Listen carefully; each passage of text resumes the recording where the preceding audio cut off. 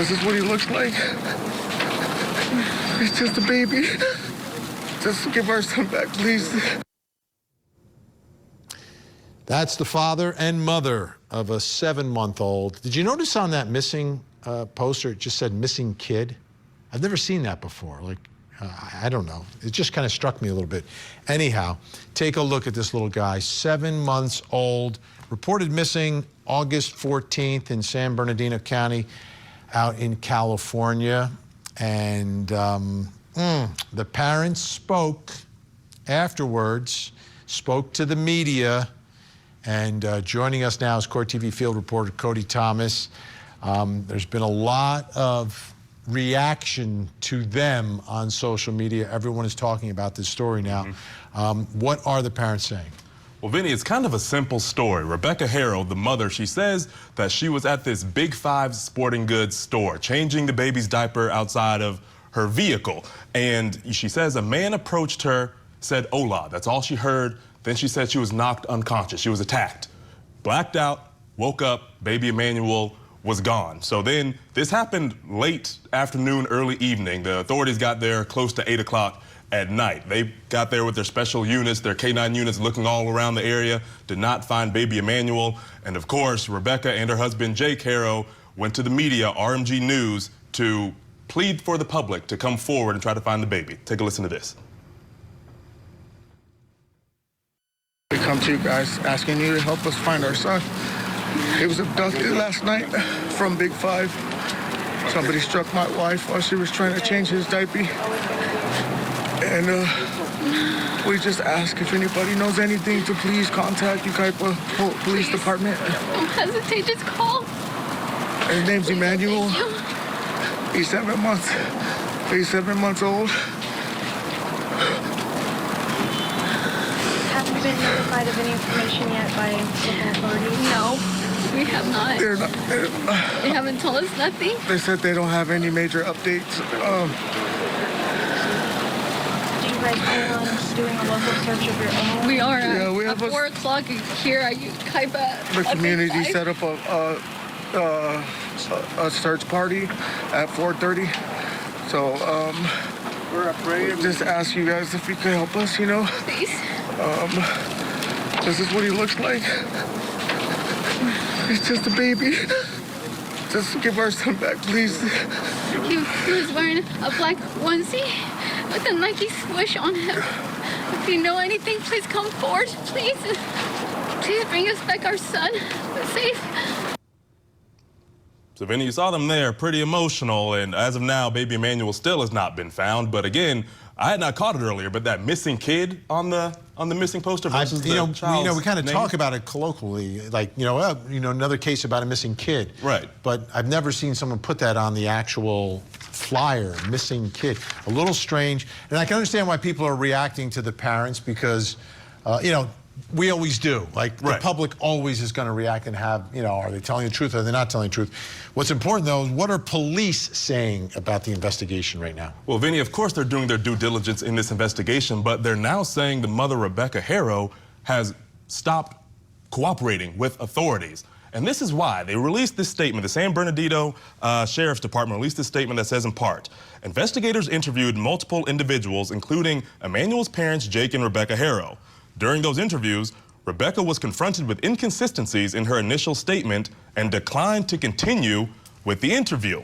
At this point in the investigation, investigators are unable to rule out foul play in the disappearance of Emmanuel. Now, Vinny, we're talking about consistencies versus inconsistencies. What I want to point out, if you noticed in that interview, she had a mark, a bruise under her eye. It looked like a black eye. Let's take a look at that now. It said, or she said that she was attacked by somebody in this parking lot. Is that bruise for real? Is that some kind of makeup? You never know. All the social media sleuths are going back and forth about it, but that bruise is sitting there, and that is consistent with being assaulted. But police say there are now inconsistencies in her story, but they don't specify what those are. And once they confronted her about them, now she's not cooperating anymore. And she shut it down. Right. Yeah, and that could be one of two things, right? Like, you're accusing me, like, go out and find the killer, you're accusing me, or you're accusing me, I'm not going to say anything more, we're going to get a lawyer.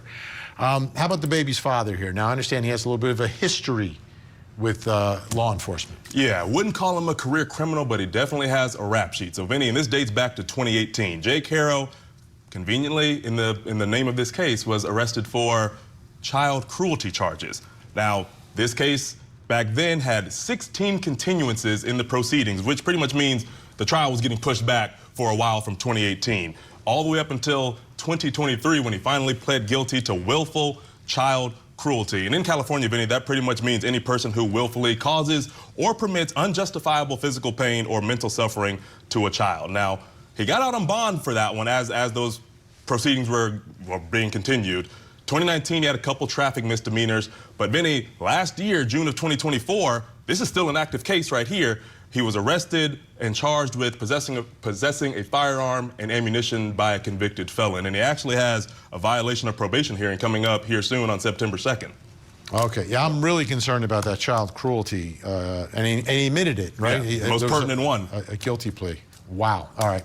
Cody Thomas, thanks so much. Wow, a lot to get to. Think Tank still with us. Al Wunsch III, Darnell Crossland, Jennifer Brandt with us. Okay, Jennifer, what did you think of the parents? Well, Vinny, you know, they seemed very, very upset when they were on camera. But as Cody pointed out, there's a lot of inconsistencies in their story. And, you know, the mother changing a diaper in a parking lot, just some stranger comes up and knocks her out. I mean, it's plausible, but there doesn't seem to be any witnesses around. Nobody else can confirm this story. The child's gone. And then, oh, and by the way, dad has, you know, a rap sheet with prior child cruelty charges. So, and mom's not talking. I mean, if this child were truly gone, I mean, the parents would be out there pounding the pavement, getting other people together to search for this child. They would be desperate to find their baby. They wouldn't. Well, they did organize. The day after. They did organize a search here, and the community was coming together. Let me ask you, Al, about shutting down the cooperation. It happened after police said that they confronted her with inconsistencies. So I can see that going one of two ways. What are your thoughts? Well, I can see it going one of two ways also. It's that, you know, they get a little frightened because sometimes, you know, an innocent person needs a lawyer too because you don't know what you're saying. Sometimes you're a little upset and maybe you make, you know, your story changes a bit, but it doesn't, you know, to have a child agency that is like looks for lost kids, all of a sudden withdraw support, you know, participating in this, it sends up a very bad signal. And I think that in these circumstances, you put the lawyer behind you for the sole purpose of trying to find your child. And that's not being done here. So it's not a good move on their part. I mean, they could very easily just have a family spokesman, you know, instead of them talking, and just continue with the search for this child if indeed this child was abducted and if indeed her story is true. It doesn't seem plausible, but it could be true. Yeah, Darnell, so let's look at her story, right? So she's changing a diaper in the back seat, hears someone say, hola, doesn't see anyone, and gets knocked out cold. Kind of like a 1970s episode of Mannix, where you get a karate chop in your neck and you're out cold and you don't see or remember anything. It happens to be a parking lot where there are no surveillance cameras. None. Well, that's my problem. One, I have to disagree with her honor, Madam Chair.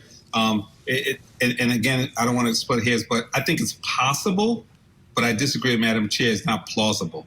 I mean, it just doesn't make sense. You don't just get knocked out, you know, in a parking lot for a baby. You know, maybe a gold chain, maybe some money, whatever, and then no cameras in the parking lot, and knocked out cold.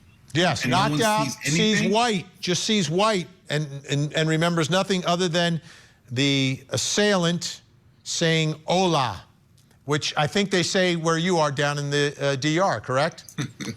Yes, hola, ¿cómo estás? Todo bien? Means hello, how are you? And no one's gonna say hello, how are you? Boom, knock you out and take your baby. You know, and normally they want to give up the babies because they don't want to pay child support. No one's actually trying to take the baby.